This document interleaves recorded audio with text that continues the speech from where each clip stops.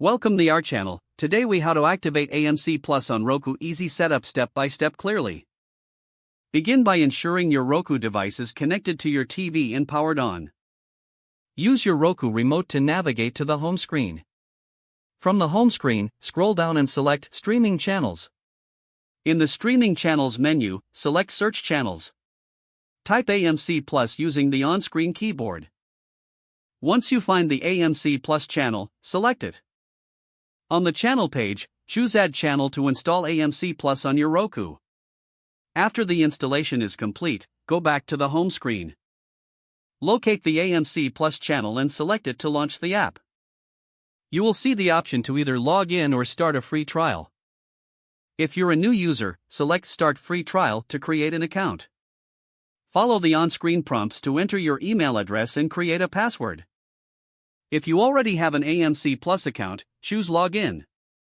Enter your AMC Plus credentials to access your account. After logging in, you may need to activate your device. The app will display an activation code along with instructions. Visit the AMC Plus activation website on your computer or mobile device.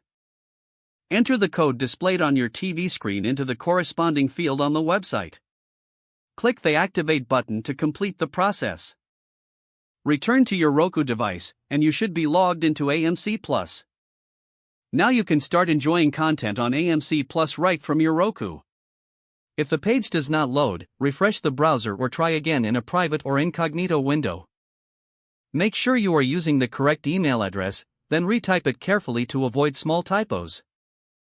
If your password is not accepted, use the reset option and create a new strong password you can remember. Check your spam folder for verification or security emails, then complete any requested confirmation steps.